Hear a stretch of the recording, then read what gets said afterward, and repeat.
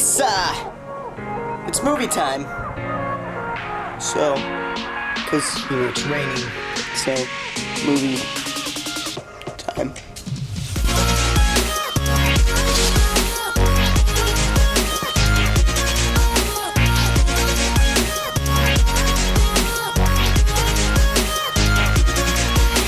And the next film on my journey to watch all the unwatched films in my film collection,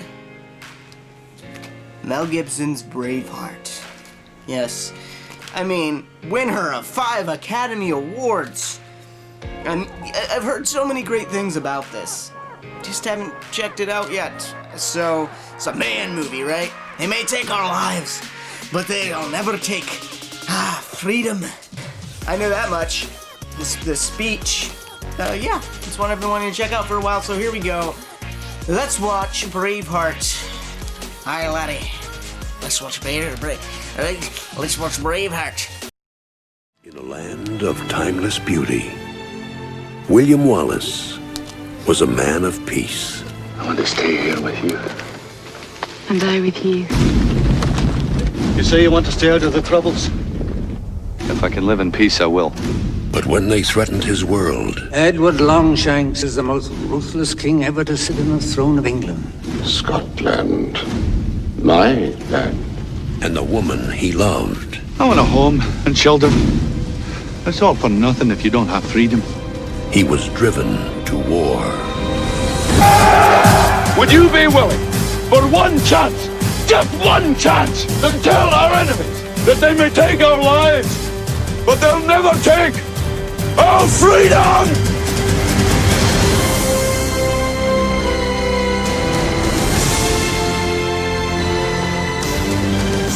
If we win, we'll have what none of us have ever had before. A country of our own. Mel Gibson, Braveheart.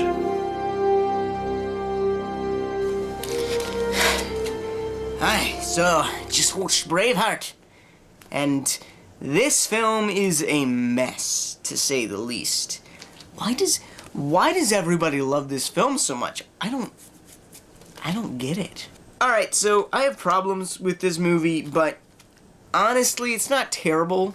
Like, it's still a very engaging movie, and it wasn't like I was bored by it or anything. It's still a well-made movie, right? But this might take a little bit to unpack. Let me gather my thoughts a second. This seriously...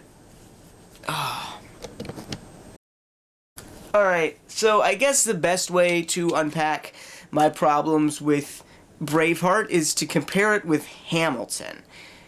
And now hear me out, because both Hamilton and Braveheart have to do with a man standing up against what he thinks is unjust and fighting against it and leading a revolution against the oppressive bigger government.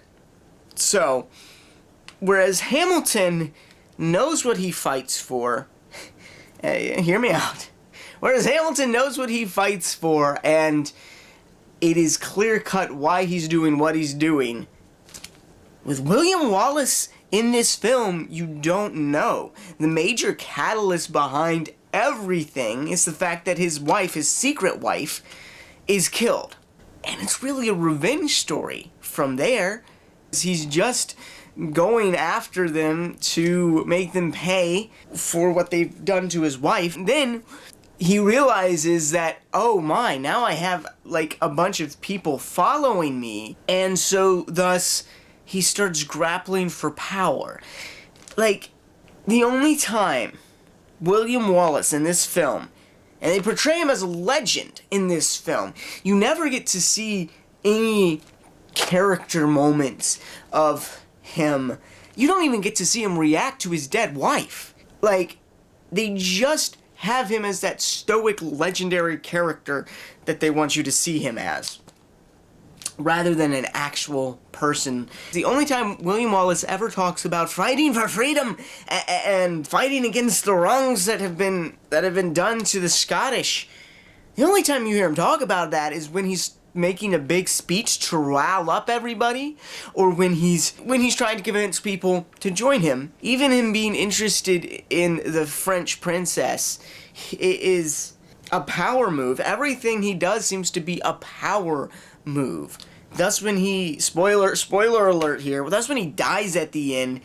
What is he being martyred for? Because he didn't stand for anything within this film. Because I've definitely heard this being raised up as a great, man film to stand up for your beliefs. But you don't see his beliefs in here. See, with Hamilton, like I said, you know where he stands. And I don't agree with everything Hamilton stood for, but at least I knew where he stood. And within the musical, at least you know where he stands, and you can appreciate the stance he took and how hard he took.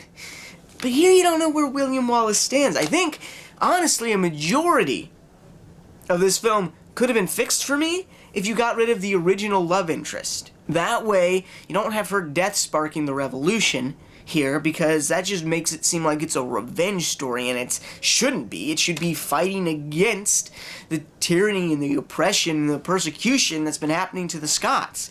Right? It's fighting against injustice is what should be the main focus of this film, but it's not.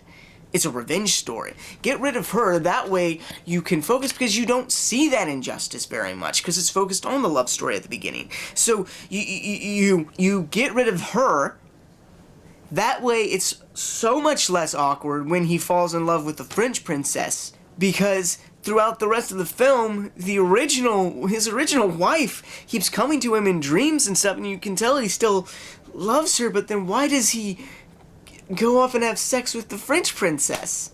It doesn't make any sense. And it degrades his character, and yet you still hold him up as this great character that did no wrong within this movie. Yet he did plenty wrong, and they don't call him out for it. One of his friends tries once, and then that goes nowhere. This was a mess. The pacing was off because they focused on things that did not need to be focused on. They elongated battles that didn't need to be elongated, and it's cut out the whole setup, the actual oppression. You cut out battle strategy. I don't know. This is not the film I was hoping to watch. But that being said, it was still entertaining. I understand why people like this movie, and it's enjoyable. But for me, because they glorify a character that I see has major flaws, I can't get behind this movie. Maybe I'm reading too much into it, I don't know. But I'd probably give this movie a 5 out of 10. Alrighty, we got the handy dandy unwatched movie lists going on right here. Boom, crossed off Braveheart. That means that we are 27 movies down, 247 to go. Yes, maybe. Thanks for watching, guys. If you like what you see and you want to see more, then subscribe, obviously, and, give me a like, because you like me. Please. Thank you. Alright, goodbye. Bye, goodbye. Bye.